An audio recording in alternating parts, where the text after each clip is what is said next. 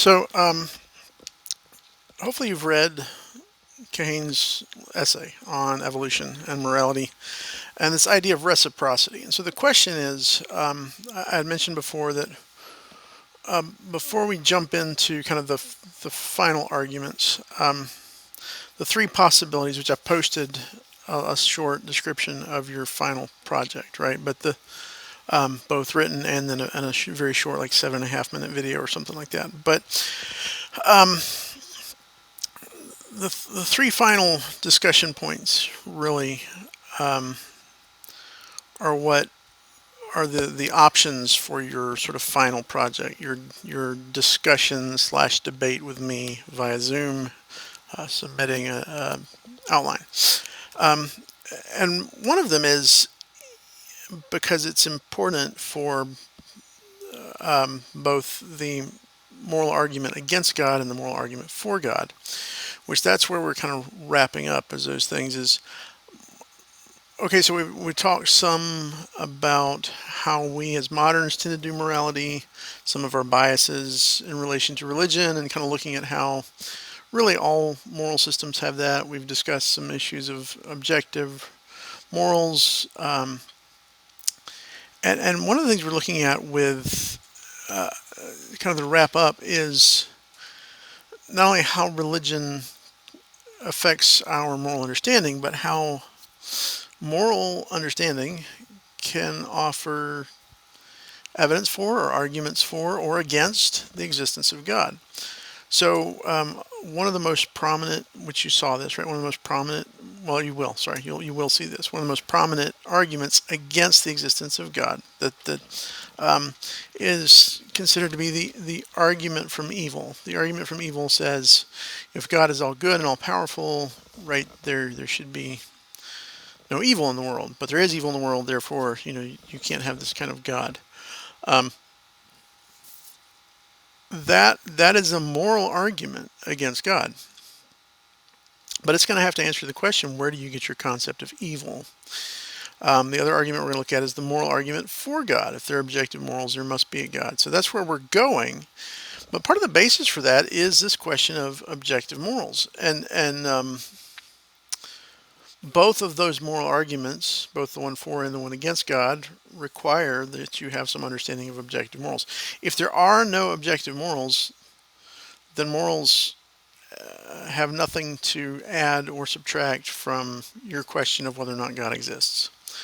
But countless people have discussed and understood God having a very strong connection to this idea of morals, right? So the question would be, if there are objective morals, is it possible to ground them apart from God? And we looked at the modern, we started out the semester looking at the modern tendencies to ground, and we looked at some of the weaknesses, utilitarianism, egoism, the sort of deontological approach, and all these things have problems. Kahane and Harris are looking for potential grounding for an objective moral reality in some aspect of just basic human existence.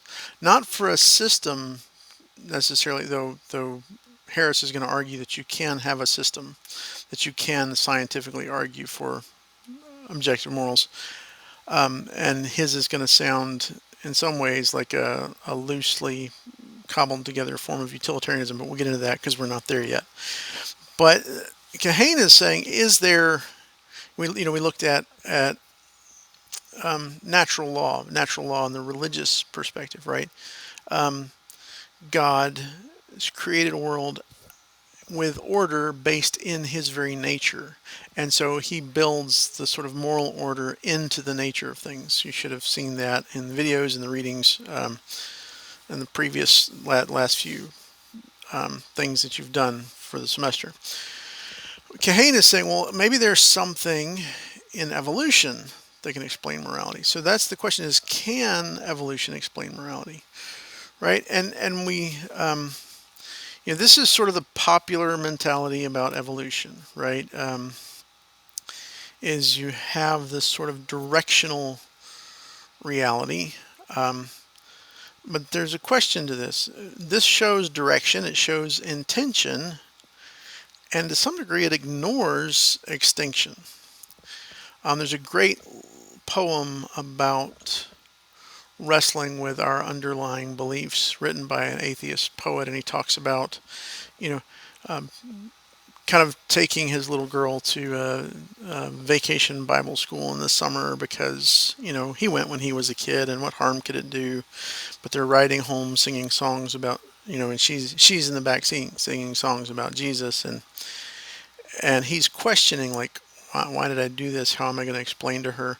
Her story is so beautiful and so amazing, and my story, he says, he's talking about the story of evolution. He says my story stinks of extinction, right? And when we look at Sam Harris's criticism of religion, he sort of plays into the argument from evil, and then he's going to show you a chart that looks at the amount of extinction that happens throughout the history of the planet, right? So when we talk about evolution, we usually talk about this sort of directional, intentional movement progression, right? We have this idea of progression. But if you look at the realities of any kind of evolution, there's really a whole lot more extinction than there is progression or anything like that. It also raises this question of, can nature intend anything, right?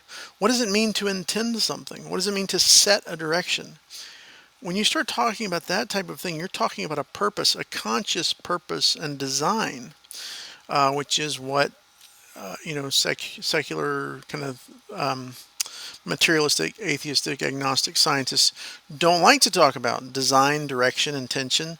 So why do we talk about evolution that way? Why we look at it? This chart is a farce, really. Even if you totally accept evolutionary theory, this chart is a farce because it makes it look like there's this sort of if you take Darwinian evolution, it's this sort of idea of random changes over time, and some species go extinct.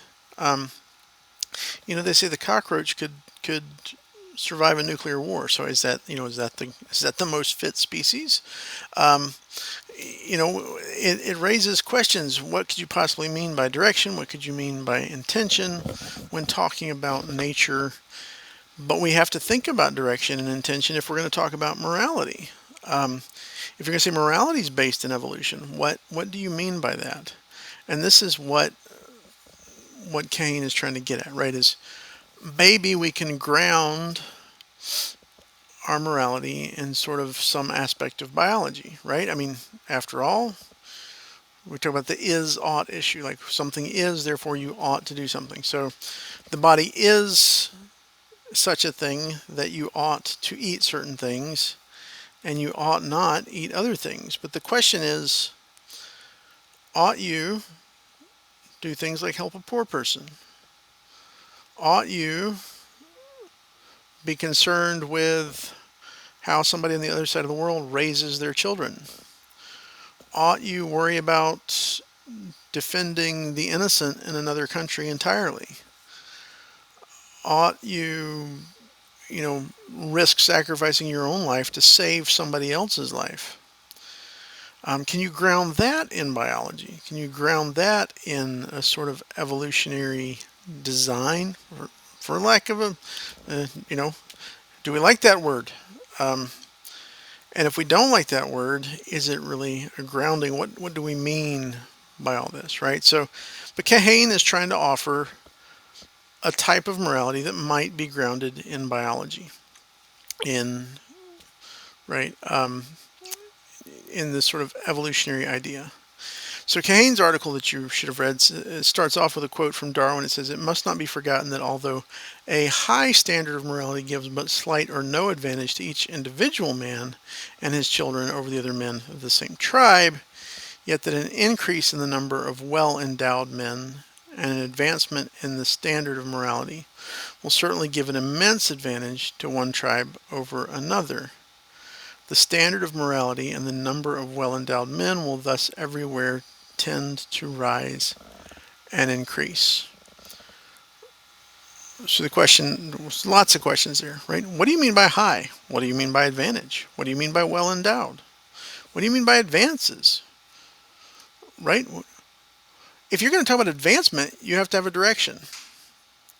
An army that runs away from the enemy is not advancing, it's retreating. It's moving away from the intended goal. Advancement has a direction. What is your direction? How can you set the direction of morality by evolution and then say morality well endows you for evolution, for survival? All you're saying there, I mean, it's kind of a repeat of the criticism of divine command ethics, right? All you're really saying is it's good because it promotes survival. Therefore, if it promotes survival, it's good. But how do you know survival of a whole group? Are we ready to say that, hey,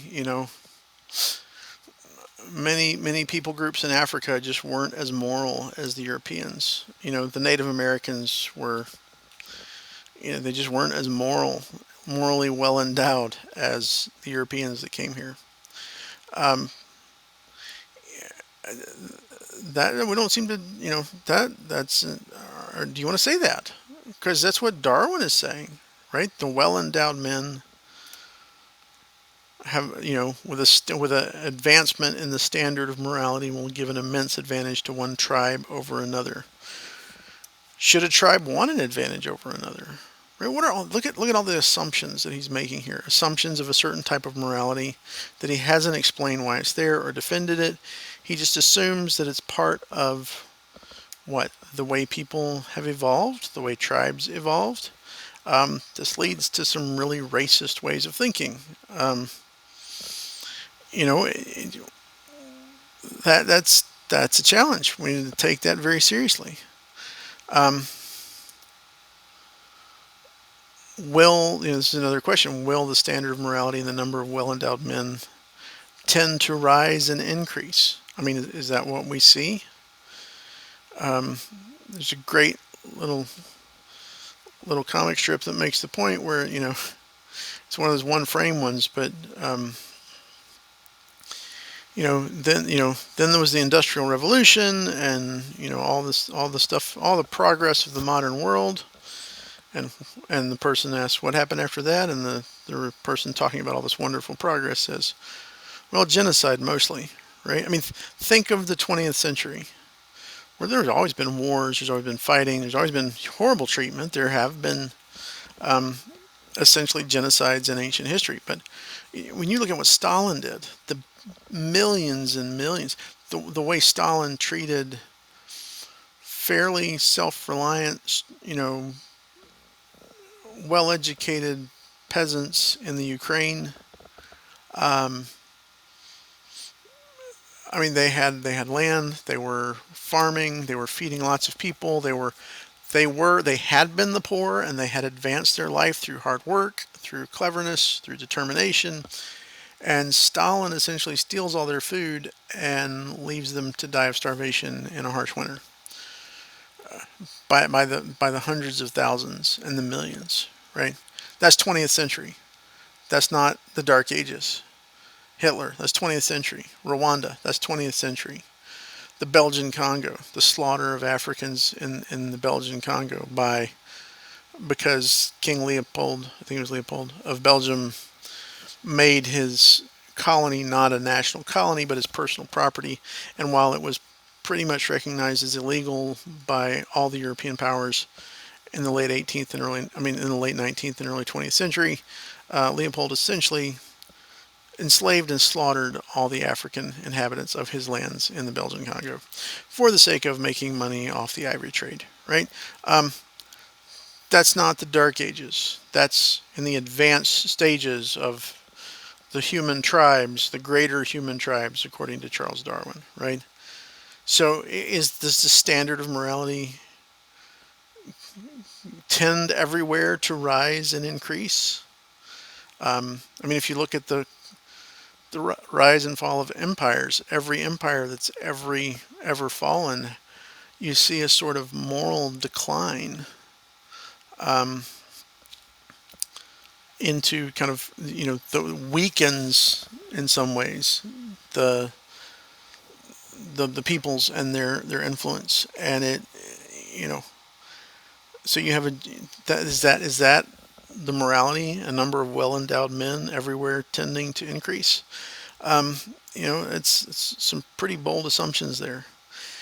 Kahane, in his article, he talks about the chief point of this essay has been to describe a particular sort of contractual theory of moral obligation and to support selection of that theory by appeal in particular to recent theories put forth by evolutionary biologists.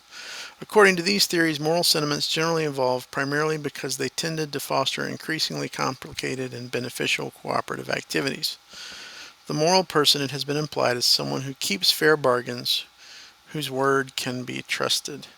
Well, now there's a brand new approach to morality, right? This arrived, in the late stages of human history, modern progress. We're making progress. We know that morality, to be a good person, is to basically keep your fair bargains and keep your word. And, oh, wait, I've heard that somewhere before. In Plato, we haven't read the Republic, but I've talked about the Republic. In the Republic, there's a man named Polemarchus, and Socrates says, Polemarchus, what is justice? And Polemarchus says, oh, it's easy. It's to pay back what you owe to each person. And, Socrates, well, can you explain that further? Sure. You benefit your friends and harm your enemies because your enemies are owed your disdain and your friends are owed your benefits from you.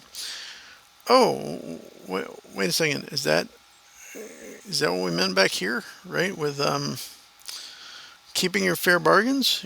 What if somebody breaks faith with you? What should you do with them? You kill them? You imprison them? You beat them up? I mean, what does your morality say to do with your enemies? Is there any room for forgiveness, or is there just retribution? Is that what justice means? This gets in the Republic. You find that conversation that we saw in the Gorgias, right? Is better to suffer injustice than to commit one. But this is this idea of reciprocity, right? You give what's given. You respond in kind. What you owe, you repay. This produces a very limited in-group, out-group type of morality, right? Treat your friends and neighbors well because you got to live with them. But what about the out-group? What about the people that aren't a part, right? How do you treat them, and why? There's some pretty big assumptions that aren't being addressed in Kahane's article, right? For instance, here's one. Offspring well cared for obviously have a much better chance to win at the genetic game than those left to fend for themselves. Well, to what degree? What do you mean by cared for? What do you mean by, notice these assumed meaning valuation words, well cared for. What is a well cared for offspring? Right? That's a value judgment and you need to explain it. And if you want to get into genetics and DNA, a plant, a plant that's grown in a greenhouse may be beautiful. The fruit may be good, but oftentimes the next generation is going to be weak. It can't survive certain harsh conditions, whereas the plant that has to struggle may be better. Grapes actually need bad soil. They have to struggle. It makes better wine, right? Sometimes similar, obviously if someone is abused and tortured, they're not going to thrive. But what do you mean by well cared for? Is the well cared for child the one who gets whatever they want whenever they want it? Does well cared for mean you never go the slightest bit hungry? You never get the slightest bit bored? What is well cared for? How do you define it? There are some assumptions there. There's the assumption that gene survival machines need to procreate, right? During which time they need to survive and prosper. Why do we see ourselves as gene survival machines? Is that all we are? Harris, although he's an atheist and arguing for a naturalistic grounding for an objective morality, says that you can't base it on evolution and genetics, right? Um, but Kahane is saying, we engage in a great deal of kin altruism, working hard to benefit our own children. It makes good evolutionary sense. But why, again, should I care about the next generation or 3 generations from now? What covers the why of that? I just do? What if I don't? Why do we consider a person more interested in their own survival bad if they're willing to sacrifice their offspring? Or why, think of this. There are many animals that will expel weaker, sicker offspring to have them die or even kill them. Right? But if humans do that, we call it bad. Right? But does it make evolutionary sense? Like, are we going to base our morality on evolutionary sense, and is the type of creature that expels the sick from the community or kills them and lets them die? Is that the? It seems to make evolutionary sense to other species. If humans practice it, we call it evil. I would call it evil, right? I'm not defending it, but this is when we say something like, giving to each what is owed. Being fair. Fair in what way? What do you mean by fair? Right? What do you base that term on? How do you define that term? That's what we're looking for as a grounding. Evolutionary biology is about survival. It's about individual survival. It's about species survival. There are a lot of species that survive on harsh realities and sometimes on brutality. But we don't see that as good in humans. A lion will, goes out and kills, a lion will kill another lion to keep it out of its property. Do we all need to carry guns and carry on like the Wild West? You step on my land, I'm going to shoot you in the head. That may make some evolutionary sense, or does it not, right? Why do more complex arrangements make more evolutionary sense? Complex arrangements have given us, oh sure, some great medicine, but also the ability to destroy whole societies. Like, we have nuclear bombs because we have more complex social arrangements. We could destroy ourselves completely because of our technology. Our technology doesn't necessarily make us more moral. So that's a real question. And the vital importance of kin altruism, he says here in the bottom. The old saying about blood being thicker than water is absolutely true. Is that a good thing? Right? Should we, I'm not saying we shouldn't, but I think we do naturally and to some degree have to prefer our own kin over others to some degree. What I mean by that? Well, I have kids. There are starving kids in Africa. I could sell everything I have and survive on the streets and feed probably thousands and thousands of starving kids in Africa. And I would probably be arrested or at least have my kids taken away for neglect. Right? So I have an obligation, a stronger obligation to my immediate family, to these kids that I'm directly responsible for. Everybody recognizes that.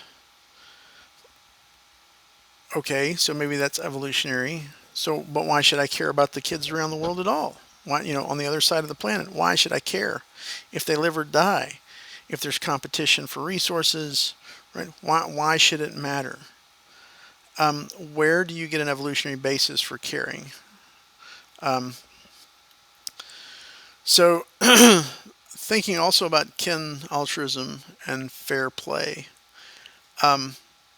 What Kahane says about kin altruism has some bearing in reality. Most of us tend to have some preference for our nearest kin, our closest family members, but not always. If if you're at all familiar with Jane Austen, um, the book Sense and Sensibility, there are these three sisters, um, but they're the children of a second marriage. They're the first marriage. The father had a son with his first wife. His wife died.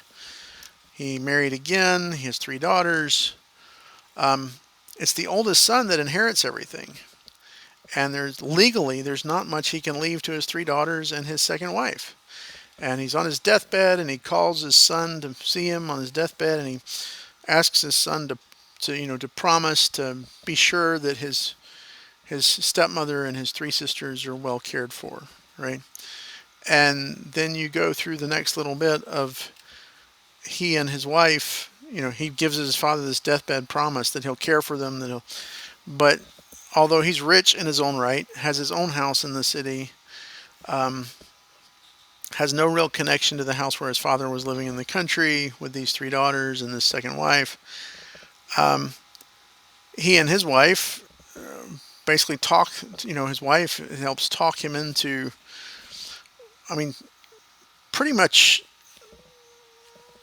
submitting his stepmother and sisters into near poverty for their experience, right? That Ken altruism? Is it because it's a half brother? I mean, does the promise to his father mean anything? Where does fair play come from? It was legal. Does it make it fair? Right? What do you mean by fair? Does biology and evolution really can they change that? Right?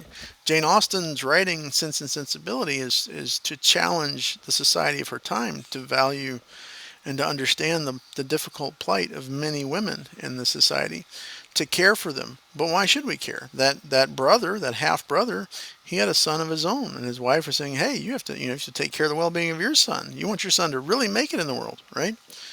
Who are these three sisters? They're half sisters. I mean, your dad probably just meant that you should give them a basket of food every once in a while, right? Not an allowance, not a place to live. So it's do those assumptions that Kahane makes in his essay really play out historically? Um, you know, I'm willing to bet any of us in a circle of people that we know could find instances where even kin altruism fails and there's not much that can be done about it. And oftentimes the lack of it would be defended. We as a society, we actually um, we have a word nepotism. It means you give a family member or a close friend a job, not based on how good they can do the job, but based on the fact that they're your kin. So is that the best? Is that the best for society? Does that evolutionary reality play out best historically and for society? Those are some real challenges and some assumptions that Kahane does not delve into. Um, he goes on to say, it is true, of course, that a fair procedure does not guarantee a fair outcome. Mistakes are bound to be made, and what's more, human beings are far from being governed solely by altruistic or fair-minded motives. There is, in fact, no fair decision procedure that can guarantee fair outcomes, although clearly unanimity makes it a good deal harder for unprincipled operators to tyrannize. Really? Yeah, tell that to the Jews in Nazi Germany, right? You had very near unanimity. It was, our morality, our concern for minority groups, right? Why should we care?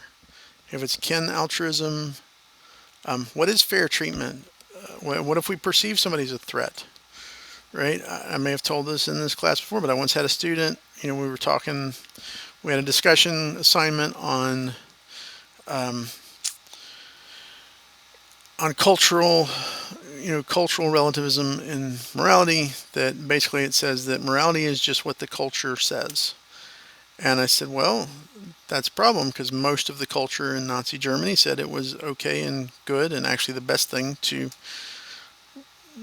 kill the Jews for the sake of everyone else. They were the minority. They were a problem-causing minority. They were the bankers. They had robbed people. That was the narrative.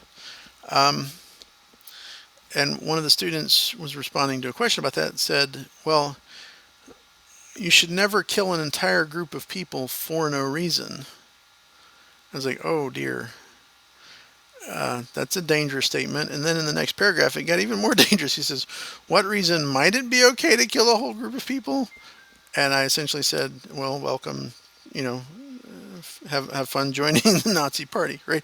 I mean, because the point was the Nazis didn't just say, hey, we want to kill a group of people for no reason. What they said was, this group of people is evil and destructive, and they hate you, and they've robbed you, and they've taken what's rightfully yours, and your World War I veterans who gave up their lives for the fatherland and gave up their legs and their arms and their wealth for the well-being, you know, they've all they've all seized the wealth, they've controlled it, they've consigned those heroes to suffering. They're evil, right? They should be, well, that was, as far as the average person was concerned, they weren't being killed for no reason. So actually, yeah, you can get pretty close to unanimity and still be a tyrant. You have a small enough minority.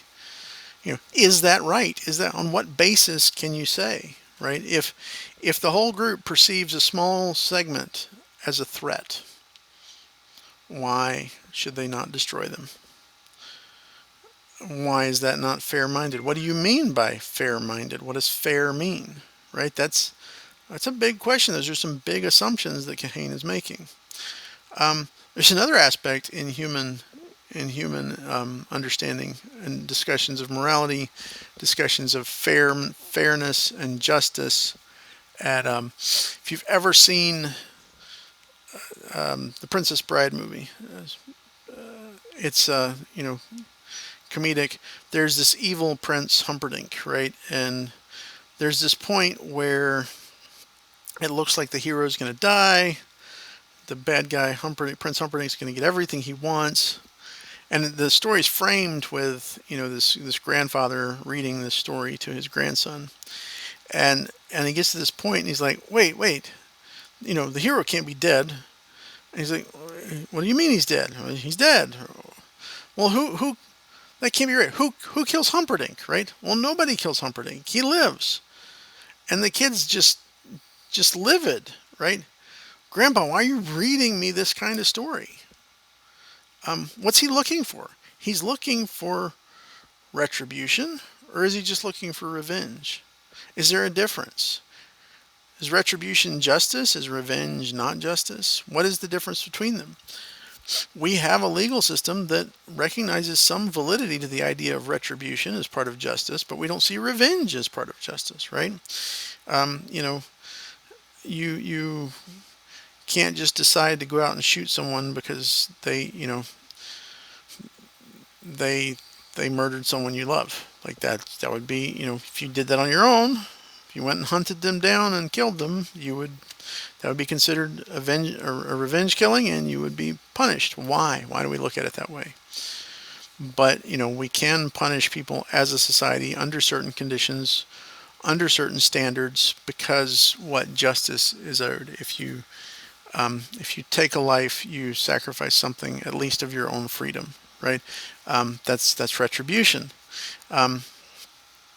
Humans aren't the only creatures. I have a picture of a crow because crows are actually known to seek revenge. But here's the thing: we don't look at crows and say you're morally evil, foul. Sorry for the pun, but we don't look at them and say that crow is morally evil for seeking revenge or retribution, and we don't expect it to recognize a difference, but we do recognize a difference for ourselves. So Kahane offers an interesting discussion. This is his question: can you ground human morality in biology and assumptions of evolution? Can you do that? I think Kahane makes a lot of assumptions and fails to recognize a lot of limitations. Perhaps you could ground some kind of ethical structure in evolution, but it would, at the end of the day, look strangely like egoism that we talked about at the beginning of the semester. And furthermore, it falls to a lot of the same problems of egoism, right? When you say this is a higher moral, higher meaning what? If your survival is the most important thing, or if your own personal desires are the most important thing, right? It's the same type of question. Why should you care about anything else? Why should you care about a next generation? Those why questions, you know, if evolution is a dumb mechanical process, it can't intend, it can't have direction, it can't prescribe any kind of or ground any kind of ethical system. It just cannot. Because all biology says is, I want to stay alive and be as comfortable as possible. It may say that I want I'm getting old, I want my children to thrive, but okay, then it might be willing to sacrifice one child for another or another group of people for my child. And we don't jump on board with that right away. We have an ethical understanding of the world that says, I mean, when you listen to, if you haven't already listened to, when you listen to Sam Harris, right, he's going to complain about certain things that certain Muslim leaders do in their own country. Why should I care? Why should I care if an Afghani man throws acid on his daughter's face because she learned how to read, and he did it so that she wouldn't have kids? Is that survival of the fittest taking care of itself, right? He doesn't want her to get a husband because she's evil and red and she might pass that evil on to the next generation. Well, that's self-destructive behavior for the group as a whole. So if I perceive them as a threat, why should I try to get them to stop doing things like that? Sam Harris wants them to stop. And for the record, I don't want a man to do that to his daughter. It's horrible. But why should I care on any kind of evolutionary basis? I mean, seriously, why should I be willing to risk a war to pass judgment on a culture halfway around the world? Why should I? Kahane's assumptions and the limitations of an evolutionary grounded ethic just can't answer those questions. It can't give you a good grounding for any kind of morality that most of us as Americans, as Western thinking people, would it all embrace. It can't give you an ethic that says you should show some concern even for your enemy. It can't give you an ethic that says you should make sacrifices to provide for the weak among you instead of just letting them die or killing them off, right? It just can't. It can't do that. It can't. Why would we spend millions and millions and millions of dollars to cure some child that has some rare disease? Why should we care? We just let them die comfortably, right? But we do that. We spend millions of dollars to cure diseases, sometimes to cure rare diseases. Why should we care? On evolutionary grounding, can we, from an evolutionary perspective, really criticize any culture that lets less than perfect, supposedly, babies live, right? Or that's willing to kill those that are imperfect by their physical standards or mental standards, right? I think we should value the weak. I think we should value the frail. I think we should care for them. Most of, you know, well, our American and Western European ethical structures, though humans, people of those countries have frequently failed to live up to their standards, the standards they set for protecting the weak and caring for the poor. Those are valuable, but those are not rooted in evolution. So it's something to think about. Now, I had mentioned in a couple places that Harris, though he is big on evolution and biology, and he's looking for a materially grounded, physically grounded, not spiritually grounded basis for an objective ethic. He doesn't. He claims that evolution cannot give us that. He sounds in many ways like a Millian utilitarian. If you remember, I talked about Bentham. His utilitarianism is just pure, like Pleasure is pleasure is pleasure. John Stuart Mill says, no, there are higher pleasures and lower pleasures. So Harris is going to run into some of the same problems that Mill does, and he's going to run into, because he often uses a pure biological standard to try to govern things, he's kind of self-defeating, because he says that evolution, which he believes is, biology is rooted in evolution. If biology is rooted in evolution, then how do you ground a biologically grounded ethic in anything other than evolution? But that's, those are some questions to ask as you listen to Harris, if you haven't already listened to him. Something else to keep in mind is that Harris absolutely hates religion. He doesn't treat it fairly. His opening statement about, these three prominent Muslim, radical Muslim, terrorist group leaders, he says they have more in common than any three of us in this room, which is really to misunderstand who they are and the degree to which radical Muslims frequently do not have more in common than any three people in that room. If you look statistically, more Muslim extremist terrorism is enacted against competing Muslim groups than against any other groups combined. Radical Muslims will destroy as many kind of competing mosques as they will churches and synagogues and secular Western powers, symbols of secular Western power.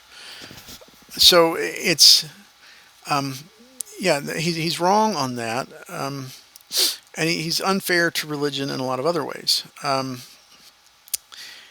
This is a diagram that I bring up at this point in talking about things to watch for as you listen to Harris. When you're listening to Harris, he's going to pull up a graphic similar to this, except it's all in red. It's the same graphic, it's just the colors are changed. And he says, this is a graph mapping out every contradiction in the Bible, which is a load of crap. I'm sorry. This graph, if you find out what it is, this graphic was done by a person who was interested in cross-references in the Bible. And those lines, the little white and gray lines coming down, those are each of those is a chapter in the Bible. The length of that line represents the length of a chapter. So these are cross-references. Someone has called the Bible a hyperlinked text. There are over 63,000 clear cross-references in the context of the Bible, going from book to book, chapter to chapter, verse to verse. It builds on itself. It's rooted and entangled with itself. And they're not 63,000 contradictions in the Bible. Even if you want to be as literalist as possible and say this could be a contradiction, there's nothing like 63,000 of them. But Harris, I don't think he lied on purpose. I don't think he took this graph and made it red. I think probably somebody said cross-references in the Bible, that's all basically contradictions, and they made it red and put it out there and said, this is a graph of all the contradictions in the Bible. Harris probably saw it. We tend to have confirmation bias. He just probably assumed that it was right. He shouldn't do. He should be a better scholar than that. He's very prominent, so he should take seriously what he puts out there. But I bring that up because I want you to understand he's not fair to religion. When he says that those three Muslim leaders agree more than any three people in the room with Sam Harris, that's just a load of crock. The way he harps on, so abuse by a leading figure, especially a religious leading figure, is a horrible and perverse and wicked and destructive thing. And I would never want to downplay that. But he harps on abuse of Catholic priests, which is a horrible thing. It should have been dealt with. But per capita, I'm not talking about raw numbers. Obvious raw numbers. There are more teachers in the U.S. than there are Catholic priests, right? Probably more teachers in the U.S. than there are Catholic priests in the world. But I'm talking per capita, percentage-wise. There are far more teachers that have committed sexual assault, sexual harassment, abuse against students than priests. Um, both of those things are horrible. And anybody who's religious would think a priest should be to a much higher standard and should be held accountable. But you don't see Harris wanting to throw out the whole education system because you have a problem of abusive teachers, right? Because a percentage of abusive teachers doesn't make all teachers evil. I know I have some history of some incredible teachers to whom I owe tremendous, tremendous gratitude, right? There are wonderful people who are teachers. And we don't say, well, let's throw out the education system because we had some bad teachers that did horrible things. But that's exactly what Harris does with religious institutions. So be aware of that as you listen to Harris. If you haven't already listened, if you have already listened, take that into account as you further think about him, especially if you address what he's saying. And we'll get into that more. But I just wanted to give that as a sort of introduction to his thinking.